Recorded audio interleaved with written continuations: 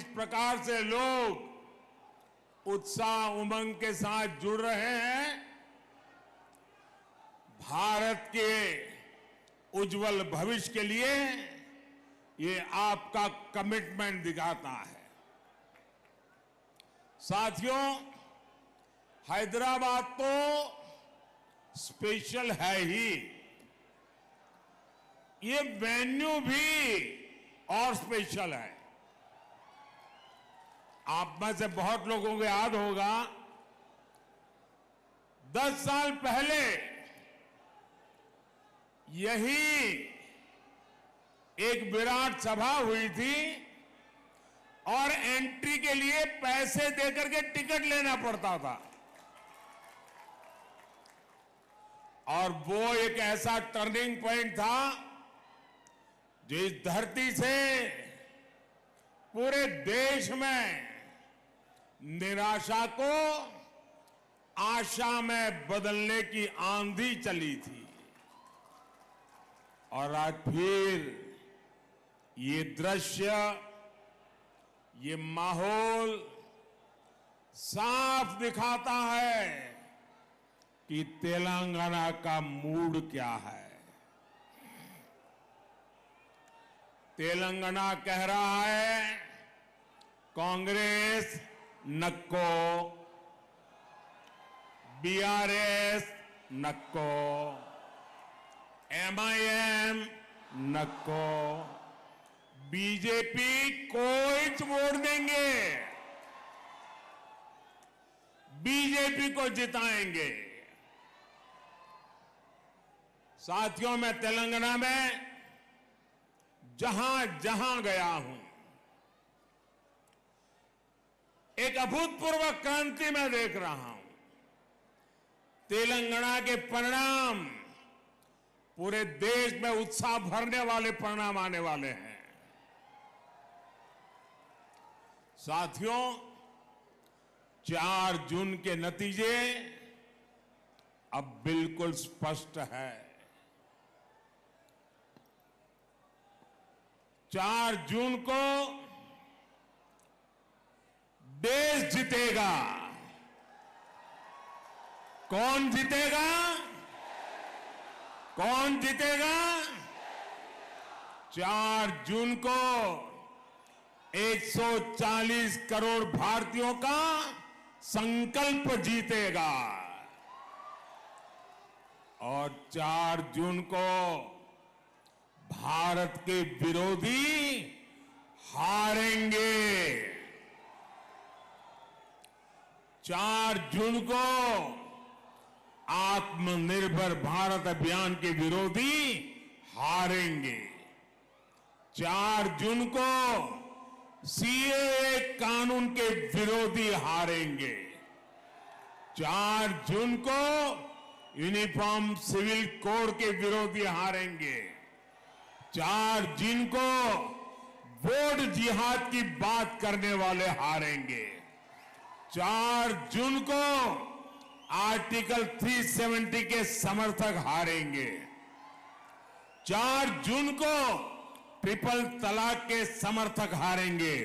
4 जून को भ्रष्टाचार के समर्थक हारेंगे।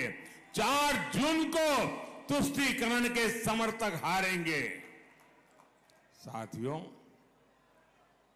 हैदराबाद सॉल्यूशन सिटी है। यहां हर प्रॉब्लम का सॉल्यूशन ढूंढा जाता है। आप मुझे बताइए, क्या भारत करप्शन जैसी प्रॉब्लम के साथ आगे बढ़ सकता है क्या? पूरी ताकत से बताइए, बढ़ सकता है क्या? बढ़ सकता है क्या? क्या भारत को लाखों करोड़ के स्कैम करने वाली पार्टियां आगे बढ़ा सकती है क्या? क्या यूथ की एस्पिरेशंस को इग्नोर करने वाली पार्टियां देश का भविष्य बना सकती हैं? क्या मिडिल क्लास के ड्रीम्स को कुचलने वाली पॉलिटिकल पार्टियां आपका भला कर सकती हैं? क्या हर प्रोजेक्ट में पहले करप्शन का पोटेंशियल खोजने वाली पार्टियां मॉडर्न इंफ्रास्ट्रक्चर बना सकती हैं? तो ये काम कौन कर सकता है? ये काम कौन कर सकता है? ये काम कौन कर सकता है? ये काम कौन कर सकता है? ये काम कौन कर सकता है? मोदी नहीं, ये आपका एक वोट कर सकता है। ये आपके वोट की ताकत है जो इन सारी समस्याओं का समाधान है। आपने बीजेपी को वोट, एनडीए को वोट दिया। भारत भी अपनी दशकों पुरानी प्रॉब्लम्स के सॉल्यूशंस पर काम करने लगा। आज इसका परिणाम हम चारों तरफ देख रहे हैं। भारत आज डिजिटल पावर है। भारत आज फिनटेक पावर है। भारत आज स्टार्टअप पावर है। भारत आज 5वीं दुनिया की सबसे बड़ी इकोनॉमी है। भारत आज स्पेस पावर है। साथियों, ये तो मोदी का ट्रैक रिकॉर्ड है। लेकिन कांग्रेस का ट्रैक रिकॉर्ड क्या है? कांग्रेस का ट्रैक रिकॉर्ड है लूट, लूट, लूट। कांग्रेस का ट्रैक रिकॉर्ड है अपीजमेंट। कांग्रेस का ट्रैक रिकॉर्ड है डायनेस्टी फर्स्ट। कांग्रेस का ट्रैक रिकॉर्ड है आतंकवादियों पर नरमी। हमारे जो फर्स्ट टाइम वोटर्स हैं ना, मैं तो चाहूंगा कि हर परिवार अपने 18, 20, 22 साल के बच्चों के साथ बैठे और 10 साल पहले क्या हाल थे उसकी जरा चर्चा करें। शायद इन फर्स्ट टाइम वोटर जो आज से 10 साल पहले 8 साल, 10 साल, 12 साल के थे, उन्हें तो याद भी नहीं होगा 10, 11 साल पहले यहां दिलसुख नगर में सीरियल बम ब्लास्ट हुए थे। कांग्रेस की सरकार में पहले पूरे देश में ऐसी ही खबरें आती रहती थी। कोई परिवार रेस्टोरेंट में खाना खाने गया है, ब्लास्ट हो जाता है। कोई परिवार थिएटर में मूवी देखने गया है, ब्लास्ट हो जाता था। कोई परिवार बस से ट्रैवल कर रहा है, ब्लास्ट हो जाता था। आज कहीं से भी ऐसी खबरें आती हैं क्या? जरा इस तरफ से मुझे जवाब चाहिए। क्या ऐसी खबरें आती हैं क्या? उधर से जरा बताइए, ऐसी खबरें आती है क्या? ये बम ब्लास्ट किसने रोके? ये बम ब्लास्ट किसने रोके? ये बम ब्लास्ट किसने रोके? ये बम ब्लास्ट रोकने का काम आपने दिल्ली में एक मजबूत सरकार बनाई, मोदी को सेवा उसका अवसर दिया, तब जाकर के रुका है। लेकिन ये बात कांग्रेस और इंडी गठबंधन को पसंद नहीं आ रही है। देश में ये खून खराबा फिर से शुरू हो, इसके लिए कुछ ताकतें मोदी को हटाने में जुटी है। इसलिए मैं हैदराबाद से पूरे देश को सतर्क करना चाहता हूं। कांग्रेस को वोट देना मतलब वो पुराने दिन जो कोई अनजान पंजा आतंक को उसके साए में जीने के लिए देश को मजबूत कर दिया था, देश को मजबूर बना देता था। और इसलिए फिर से एक बार देश आतंक की लपट में आना नहीं चाहता है। साथियों, कांग्रेस हमेशा से एंटी मिडिल क्लास पार्टी रही है। आप याद कीजिए, जब ये सरकार में तो कैसी कैसी बातें करते थे। इनके एक नेता कहते थे कि मिडिल क्लास केयरलेस हैं। उनके नेता कहते थे कांग्रेस के, वो कहते थे कि जो आइसक्रीम पर पैसा खर्च करते हैं वो महंगाई की शिकायत क्यों करते हैं। याद है ना पुराने बयान। ये कांग्रेस के नेता सरकार में रहते ऐसे बयान देते थे। साथियों, इस बार भी कांग्रेस के मैनिफेस्टो में मिडिल क्लास के लिए जरा सा भी विचार नहीं किया गया है।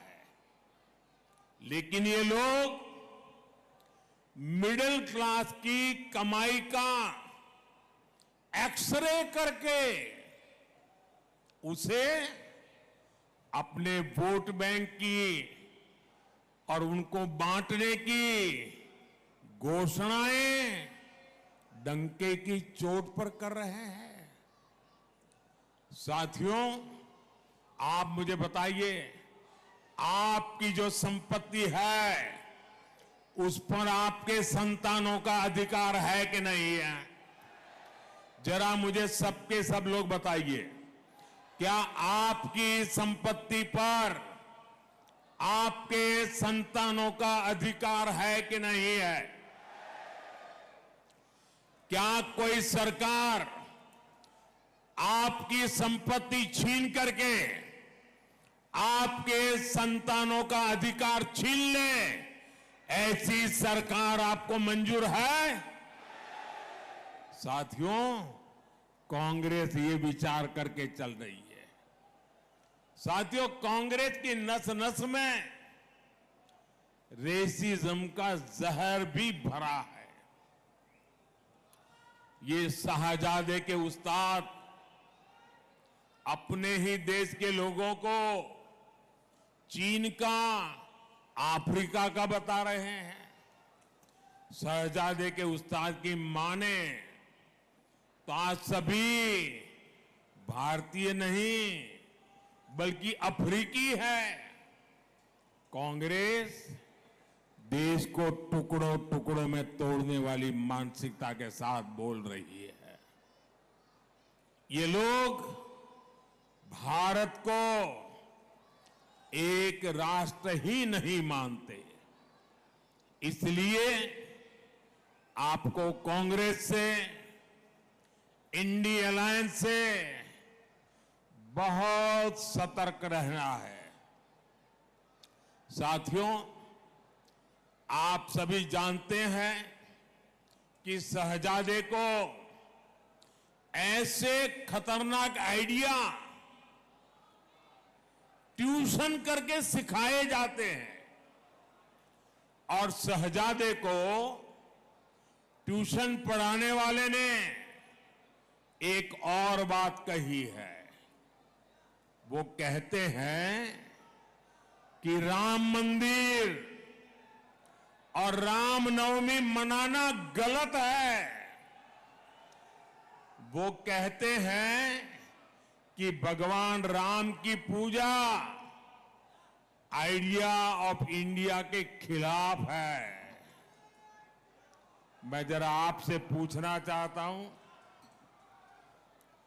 क्या भगवान राम का अपमान आपको मंजूर है? क्या पूजा करना गलत है क्या? क्या पूजा करना देशद्रोह है क्या?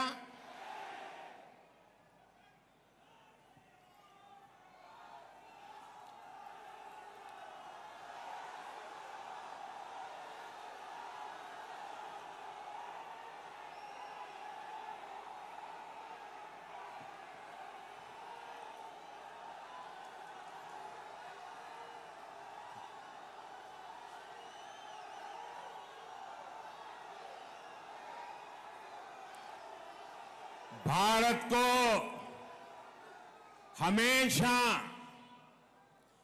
विदेशी चश्मे से देखने वाली कांग्रेस को आइडिया ऑफ इंडिया का अंदाज ही नहीं है। आखिर क्या है idea of India? Idea of India Bharat की हजारों साल पुरानी संस्कृति का प्रतिबिंब है। आइडिया ऑफ इंडिया यानी सत्यमेव जयते। आइडिया ऑफ इंडिया यानी अहिंसा परमो धर्मः।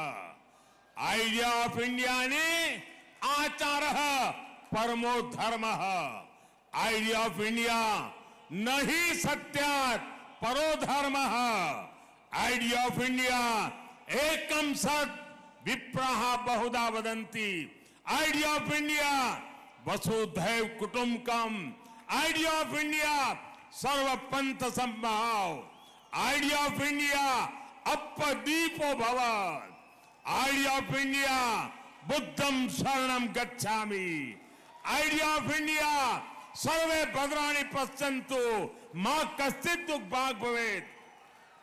आइडिया ऑफ इंडिया परोपकाराय सताम विभूतयः।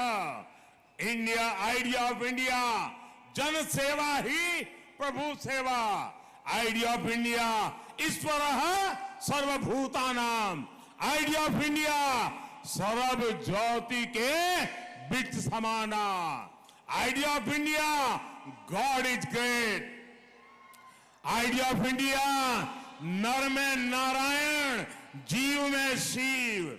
आइडिया ऑफ इंडिया या देवी सर्वभूतेषु मातृ रूपेण संस्थिता। आइडिया ऑफ इंडिया नारी तू नारायणी। आइडिया ऑफ इंडिया मां विद्विषाव है।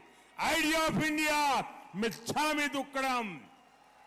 और आइडिया ऑफ इंडिया अपि स्वर्णमयी लंका न मे लक्ष्मण रोचते जननी जन्मभूमिश्च स्वर्गादपि गरीयसी। हमें जन्म देने वाली ये धरती मुझे स्वर्ग से भी ज्यादा प्रिय है। ये भगवान श्री राम के ही तो बोल थे। ये आइडिया ऑफ इंडिया आज केवल मान्यताओं तक सीमित नहीं है। ये आइडिया ऑफ इंडिया आज भारत की एक सशक्त पहचान है। ये आइडिया ऑफ इंडिया आज भारत की बुलंद आवाज है। और इसलिए आज आइडिया ऑफ इंडिया यानी इंटरनेशनल योग दिवस। आइडिया ऑफ इंडिया यानी one earth one family one future का विजन। आइडिया ऑफ इंडिया यानी विश्व के लिए one sun one earth one grid का विचार। आइडिया ऑफ इंडिया यानी चंद्रमा पर Shiv Shakti point. Idea of India मतलब mother of democracy. Idea of India justice to all appeasement to none. जिन श्री राम से हमें ये प्रेरणा मिलती है, उन्हीं प्रभु राम की पूजा को कांग्रेस आइडिया ऑफ इंडिया के खिलाफ बता रही है। साथियों, तुष्टीकरण के लिए कांग्रेस और उसकी जैसी सोच वाली पार्टियां कुछ भी कर सकती है। यहां हैदराबाद में भी एमआईएम को इसलिए ही खुली छूट दी गई है, वोट बैंक न नाराज हो जाए, इसी डर से ना तो कांग्रेस और ना ही बीआरएस हैदराबाद मुक्ति दिवस मनाना चाहती है। लेकिन अब बीजेपी ने हैदराबाद को इस खौफ से मुक्ति दिलाने की ठानी है। केंद्र सरकार ने तय कर दिया है कि हर साल 17 सितंबर को 17 सितंबर को हैदराबाद मुक्ति दिवस मनाया जाएगा। भाइयों और बहनों, हिंदुओं को बांटो और अपने वोट बैंक को खुश करो, ये कांग्रेस की रणनीति है। इसलिए कांग्रेस एससी, एसटी, बीसी से रिजर्वेशन छीनकर रिलीजन के आधार पर बांटना चाहती है। आपने सुना होगा कि शाहजादे के करीबी और चारा घोटाले के दोषी नेता ने क्या कहा? जेल से बाहर आए हैं और क्या बोल रहे हैं? वो कहते हैं मुसलमानों को रिजर्वेशन देना ही चाहिए।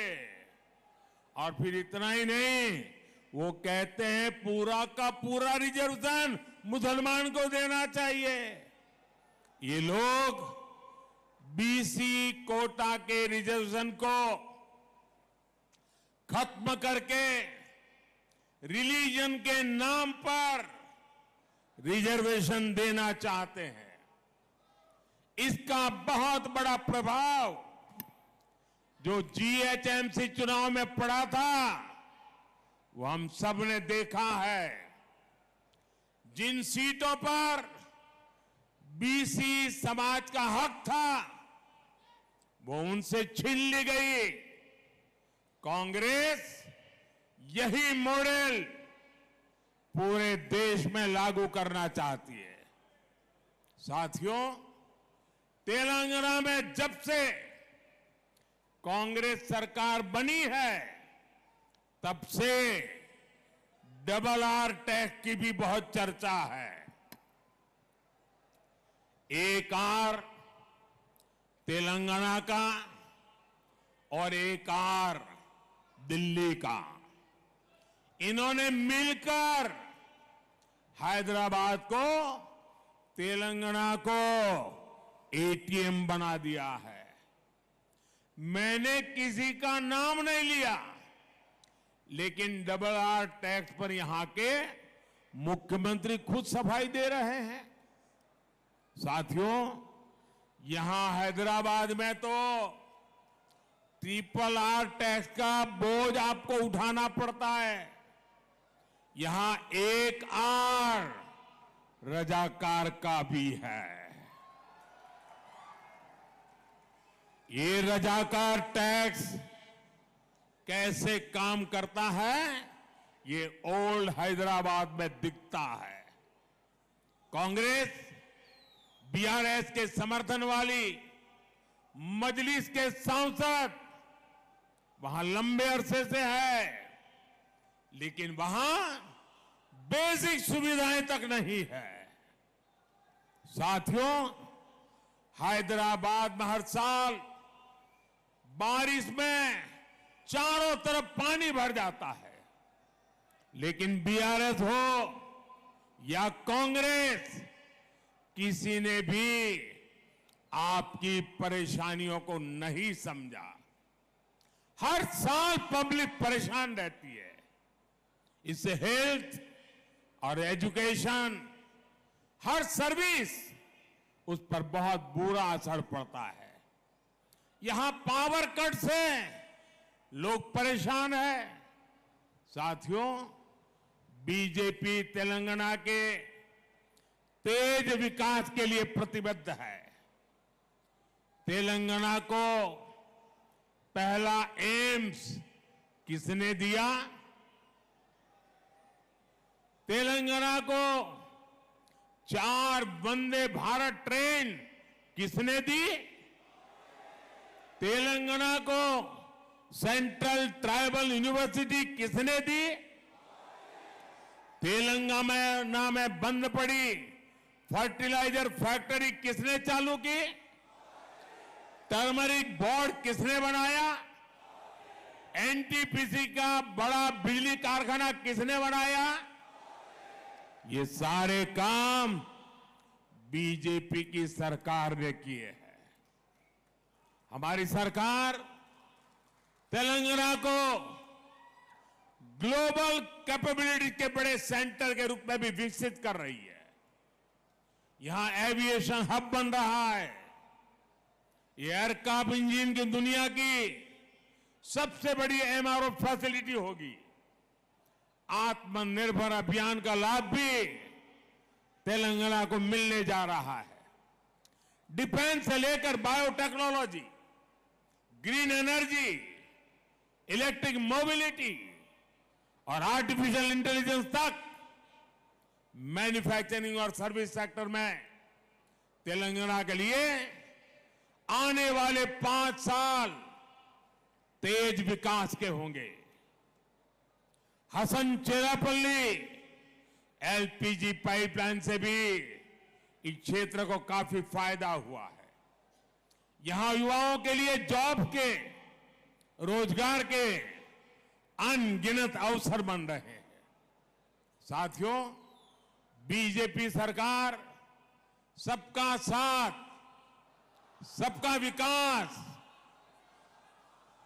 सबका विश्वास, सबका प्रयास, इस मंत्र पर चलती है। ये बीजेपी सरकार है जिसने ट्रिपल तलाक के बहाने मुस्लिम बेटियों पर हो रहे अत्याचारों को खत्म किया है।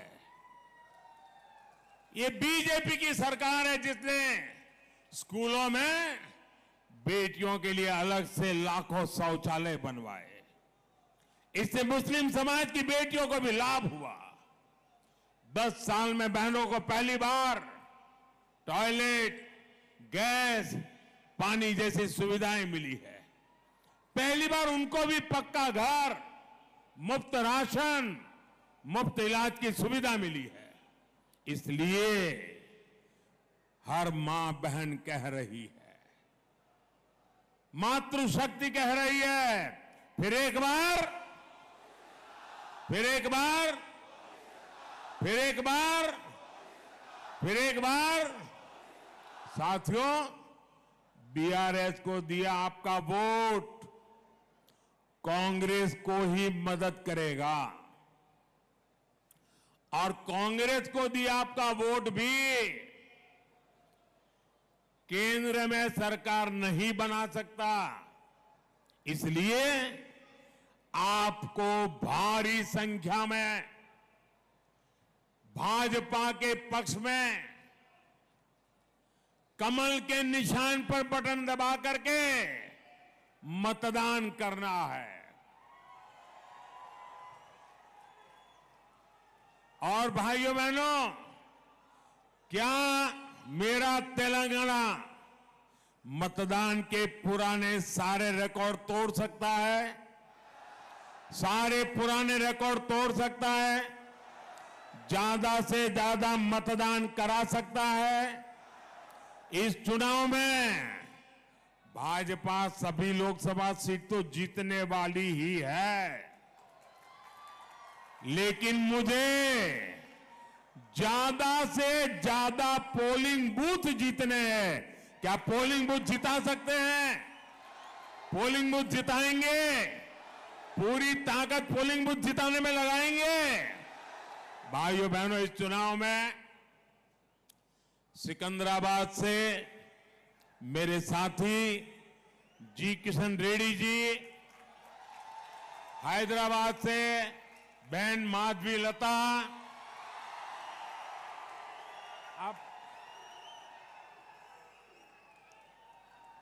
मलकाजगिरी से श्री एटला राजेंद्र,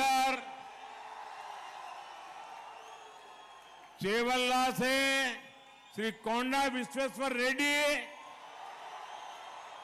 और भुवनगिरी से डॉक्टर बुरा नरसैया गौड़, इन सभी साथियों को विजयी बनाना है। बनाएंगे, ज्यादा से ज्यादा मतदान कराएंगे। अच्छा, मेरा एक काम करोगे? ये चुनाव वाला काम नहीं है, मेरा पर्सनल काम है, करोगे? ये मोदी का पर्सनल काम है, करोगे? इनमें से किसी का काम नहीं है, मेरा है, करोगे? जरा हाथ ऊपर करके बताओ, करोगे? अच्छा, तो मेरा काम बहुत सरल है। ज्यादा से ज्यादा परिवारों में जाइए, उन सबको मिलिए और उनको कहिए मोदी जी हैदराबाद आए थे, आप सबको नमस्कार कहा है, परिवार में सबको जय श्री राम कहा है। मेरा नमस्कार पहुंचाएंगे, मेरा जय श्री राम पहुंचाएंगे। जब परिवार के सब लोगों को मेरा नमस्कार पहुंचेगा, मेरा जय श्री राम पहुंचेगा, तो परिवार के हर कोई मुझे आशीर्वाद देंगे।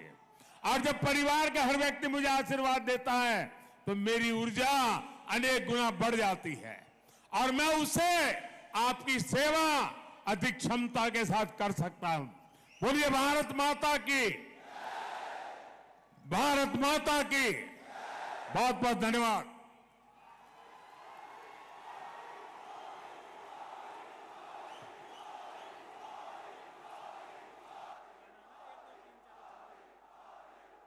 ये वेन्यू भी और स्पेशल है। आप में से बहुत लोगों को याद होगा, 10 साल पहले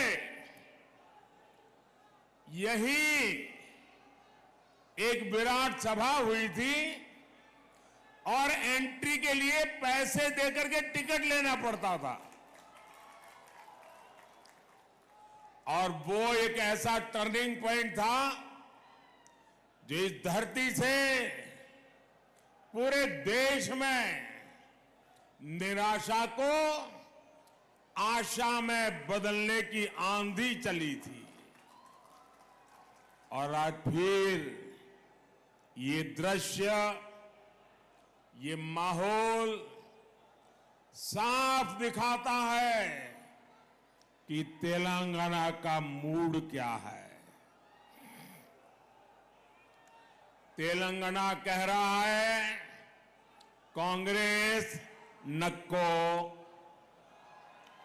बीआरएस नक्को, एमआईएम नक्को, बीजेपी कोई वोट देंगे, बीजेपी को जिताएंगे। साथियों, मैं तेलंगाना में जहां जहां गया हूं, एक अभूतपूर्व क्रांति मैं देख रहा हूं। तेलंगाना के परिणाम पूरे देश में उत्साह भरने वाले परिणाम आने वाले हैं। साथियों, 4 जून के नतीजे अब बिल्कुल स्पष्ट है। 4 जून को देश जीतेगा। कौन जीतेगा? कौन जीतेगा? 4 जून को 140 करोड़ भारतीयों का संकल्प जीतेगा।